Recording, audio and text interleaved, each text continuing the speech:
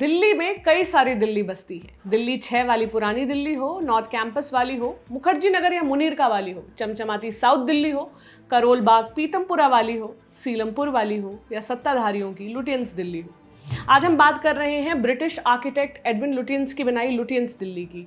जिन राजनीतिक गलियारों के बारे में हम पढ़ते हैं वो यहीं से गुजरते हैं। यहाँ मौजूद बंगलों के नाम सेंटर ऑफ पावर की तरह भी इस्तेमाल होते हैं, जैसे 3 मूर्ति भवन, 10 जनपद, 7 RCR, जो फिलहाल लोक कल्याण मार्ग है। लेकिन लुटियंस टर्म को एलीट वर्सेस कॉमन मैन वाली बहस में तंज की तरह भी फेंका जाता है कि साहब आप तो लुटियंस वाले हैं, आप आम आदमी को क्या समझेंगे। लेकिन आज ये चर्चा हम क्यों कर रहे हैं? क्योंकि लुटियंस दिल्ली का एक बंगला चर्चा में है, बंगला नंबर 35 लोधी एस्टेट। कांग्रेस महासचिव प्रियंका गांधी को केंद्र सरकार ने यह बंगला 1 अगस्त 2020 तक खाली करने का नोटिस पकड़ा दिया है। आवासीय और शहरी मामलों के मंत्रालय की तरफ से कहा गया है कि उनके पास SPG यानी स्पेशल प्रोटेक्शन ग्रुप सुरक्षा नहीं है, इसलिए अब वो इस बंगले में नहीं रह सकती। नवंबर 2019 में प्रियंका गांधी की सिक्योरिटी SPG से बदलकर Z+ कर दी गई थी। इसमें CRPF के जवान सुरक्षा में लगे होते हैं।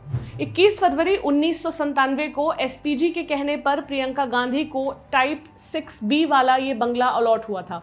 बंगला खाली कराए जाने पर हो हल्ला भी हुआ। कांग्रेस इसे बदले की राजनीति बता रही है। सरकार नियमों का हवाला दे रही है। राजनीति अपनी जगह है, लेकिन सरकारी आवास बंगले मिलने का पूरा तामझाम क्या है, इस बारे में आज हम बात करेंगे आसान भाषा में। अब सवाल, ये सरकारी आवास बंटते कैसे हैं? जवाब, सरकारी आवास कई टाइप में बटे हुए हैं। टाइप 1 से लेकर टाइप 8 तक इन्हें रोमन में लिखा जाता है। इनमें सरकारी क्वार्टर, अपार्टमेंट से लेकर पॉश इलाकों के बंगले तक शामिल हैं। ये आवास एरिया, सुविधाओं और सिक्योरिटी के हिसाब से बटे होते हैं। टाइप 8 में सबसे अच्छी क्वालिटी वाले बंगले होते हैं। सरकारी कर्मचारियों, अफसरों और नेताओं, पदाधिकारियों के लिए सरकारी आवास को लेकर बहुत सारे नियम हैं। यहाँ चर्चा में राजनीतिक पार्टियां और नेता हैं, तो उनसे जुड़े नियमों की ही बात करेंगे। साफ कर दें कि ये दिल्ली से जुड़े नियम हैं। ये काम कौन देखता है? सरकारी आवासों का आवंटन, उनका रखरखाव, किराया, भाड़ा, ये सब डायरेक्टरेट ऑफ एस्टेट्स का है। इस विभाग को 1922 में बनाया गया था, central public works department CPWD के तहत। दूसरे विश्व युद्ध तक तत्कालीन ब्रिटिश सरकार के विभागों की संख्या तेजी से बढ़ी। ऑफिस और अधिकारियों के रहने की व्यवस्था करनी थी, तब इस संस्था ने खूब सारी इमारतें बनवाई, प्राइवेट इमारतों का अधिग्रहण किया। दिल्ली, नई दिल्ली और अंग्रेजों की समर कैपिटल शिमला में खूब आवास बने। ये काम इतना जरूरी हो गया कि अक्टूबर 1944 में CPWD से अलग कर ये अलग संस्था बना दी गई। तत्कालीन ministry of works and housing के तहत देश के प्रमुख शहरों में इसके रीजनल ऑफिस बने। अब इसका हेडक्वार्टर नई दिल्ली में है और ये संस्था आवास और शहरी मामलों के मंत्रालय के तहत काम करती है। इसके प्रमुख काम क्या है? सरकारी संपत्ति का मैनेजमेंट और प्रशासन, अचल संपत्ति मांग और अधिग्रहण अधिनियम 1952 को देखना। अब इसके नियम कायदे क्या हैं?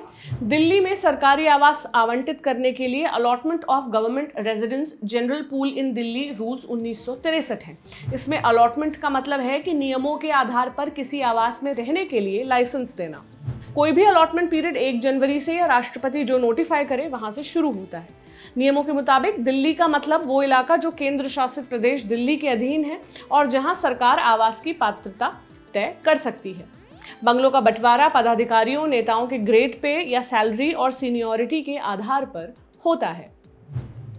अब बात अलग अलग आवास के टाइप और ग्रेड पे या बेसिक पे की। आप अपनी स्क्रीन पर इस टेबल को देखिए। इसमें रुपए 1300 की ग्रेड्स या बेसिक पे से लेकर 80,000 के ऊपर के हिसाब तक के डिवीजन देखे जा सकते हैं टाइप के हिसाब से। इनमें कुछ आवासों के लिए फंडामेंटल रूल के तहत लाइसेंस फीस ली जाती है, कुछ के लिए नहीं ली जाती। लाइसेंस फीस इस आधार पर घटती बढ़ती है कि आपका दिल्ली में खुद का घर है या नहीं। इसके अलावा कोई शख्स लाइसेंस फीस के साथ या उसके बगैर आवास शेयर भी कर सकता है। इसे सबलेटिंग कहते हैं। हालांकि सबलेटिंग में परिवार के करीबी रिश्ते के लोग शामिल नहीं होते, मतलब वो साथ रह सकते हैं, उसे शेयरिंग नहीं माना जाएगा। अब थोड़े और डिटेल्स। टाइप 1 से 4 के आवास जो हैं, इसके लिए केंद्र सरकार की सर्विस ज्वाइन करने वाले कर्मचारी को उसके पे लेवल के हिसाब से अलॉटमेंट होता है। पे स्केल में बदलाव से इनके आवंटन में भी बदलाव होते हैं। टाइप 4 SPL और उससे ऊपर आवास के अलॉटमेंट के लिए पे स्केल में बढ़ोतरी को देखा जाता है। टाइप 6, इन बंगलों में सेक्रेटरी, सांसदों, बड़े पदाधिकारियों का अलॉटमेंट होता है। इसके अलावा प्राइवेट पर्सन को भी अलॉट किए जा सकते हैं, उसके नियम अलग हैं। टाइप 7, ये बंगले आमतौर पर राज्य मंत्रियों, दिल्ली हाई कोर्ट के जज, लोकसभा के डिप्टी स्पीकर और राज्यसभा के डिप्टी चेयरमैन को दिए जाते हैं। अब टाइप 8, ये बड़े बंगले आमतौर पर कैबिनेट मंत्री, सुप्रीम कोर्ट के जज, पूर्व प्रधानमंत्रियों, पूर्व राष्ट्रपति, पूर्व उपराष्ट्रपति या वित्त आयोग के चेयरमैन को मिलते हैं। अगर पदासीन व्यक्ति की मौत हो जाती है तो उसके पति या पत्नी के नाम बंगला आवंटित हो जाता है। अगर कोई सांसद रहा हो और नई लोकसभा में सांसद नहीं चुना गया तो उसे लोकसभा गठित होने के 15 दिनों तक अपना बंगला खाली करना होता है, वरना जुर्माना लगता है। सरकारें बदलने पर ऐसे तमाम तरह के बंगले खाली करवाए जाते हैं।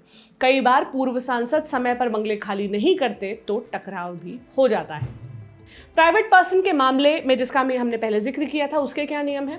प्राइवेट पर्सन जैसे कोई प्रतिष्ठित कलाकार, किसी क्षेत्र में ऊंचा दर्जा रखने वाला शख्स, विज्ञान, खेल, सोशल सर्विसेज, एनजीओ संस्था क्षेत्र में नेशनल अवार्ड जीतने वाले, फ्रीडम फाइटर्स जैसे गैर सरकारी लोगों को भी बंगलों का अलॉटमेंट हो सकता है, जो कि निश्चित पीरियड तक के लिए होता है। इसके लिए कैबिनेट कमेटी ऑफ अकोमोडेशन, जिसे CCA कहते हैं, की अनुमति जरूरी है। इस तरह के अलॉटमेंट सरकार कुल हिस्से के 5% स्लॉट में ही करेगी।